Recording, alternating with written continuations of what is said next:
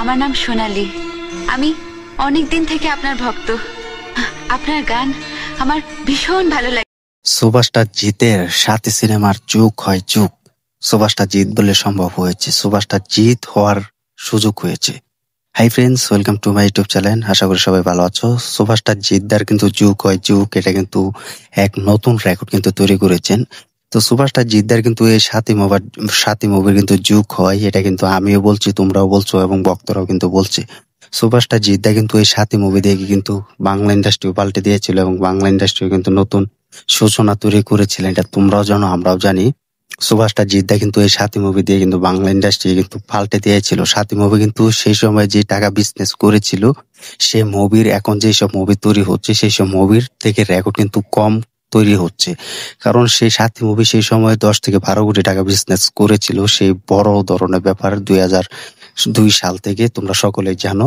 এখন কিন্তু সেই 2002 সাল থেকে কিন্তু এখন এই রেক পর্যন্ত প্রায় 50 কোটি টাকার মতো বিজনেস করার কিন্তু সেই ব্যবধান ছিল সেই সাথী মুভি।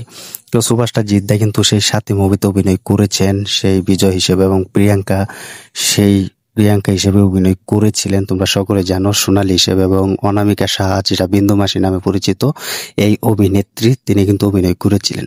তো সাথী মুভির কিন্তু এখনো কিন্তু এসবিআই প্ল্যাটফর্ম, সেখানে কিন্তু তারা সাথী মুভির গানও কিন্তু চালাচ্ছে এবং সাথী মুভির গানও কিন্তু তারা চালাতে সক্ষম হচ্ছে। সুভাষটা জিদ্দা বলে সম্ভব এটা। সুভাষটা জিদ্দার এই সাথী মুভির যুগ হয়, এটা আবারও প্রমাণ করে দিলেন এসবিএফ, এবং সেখানে ছোট ছোট ক্লিপ করেও কিন্তু চালাচ্ছে এবং স্ক্যান করেও কিন্তু সেই মুভির ক্লিপ কিন্তু চালাচ্ছে এসবিএফ প্ল্যাটফর্ম।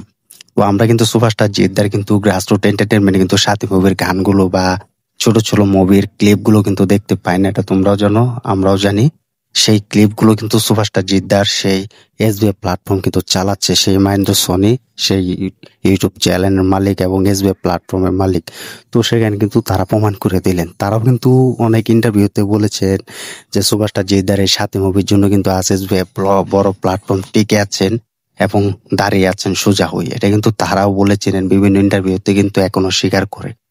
তো এই সাথী মুভির যুগ হয়, এটা কিন্তু তারা আবারও প্রমাণ করলো এবং প্রমাণ করে দেখিয়ে দিলেন।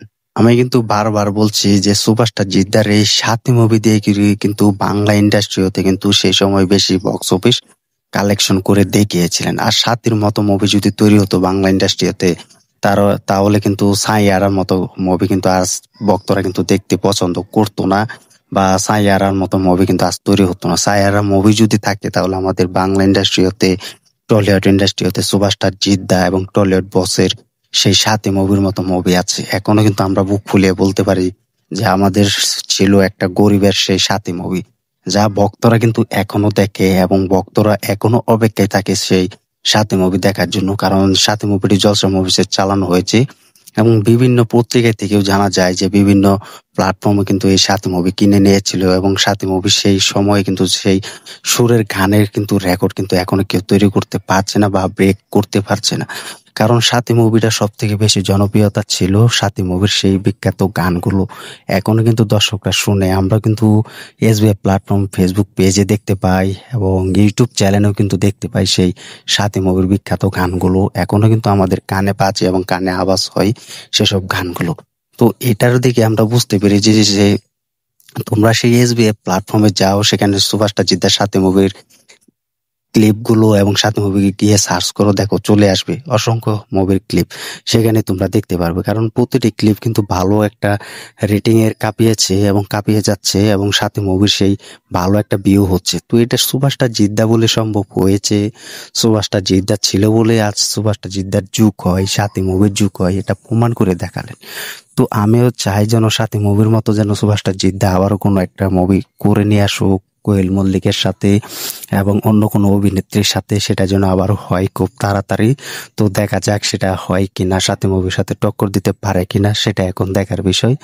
তো কমেন্ট বক্সে জানিয়ে দাও, কমেন্ট বক্স খোলা আছে, যে সুভাষটা জিদ্দার এই সাথী মুভি এখনো যে দেখছো, এখনো এসবিআই প্ল্যাটফর্মে দেখছো, কেমনটা লাগছে? আর সাথী মুভির মতো কি আজ বাংলা ইন্ডাস্ট্রিতে নতুন নতুন মুভি তৈরি হবে কিনা কমেন্ট করে জানিয়ে দাও। তো তুমি একজন সুভাষটা জিদ্দার ফ্যান হয়ে জিদ্দার ভক্ত হয়ে থাকলে চ্যানেলটি সাবস্ক্রাইব করে দিও, আর কমেন্টে জানিয়ে দাও যে সুভাষটা জিদ্দার সাথে মুভি কতটা মিস করছো এখনো, কমেন্টে জানিয়ে দাও। ভিডিওটি ভালো লাগলে শেয়ার করে দিও, আমাদের সাথে থেকো, এটাই চাই আমরা সব সময়। তো ধন্যবাদ সবাইকে ফুল ভিডিওটি দেখার জন্য।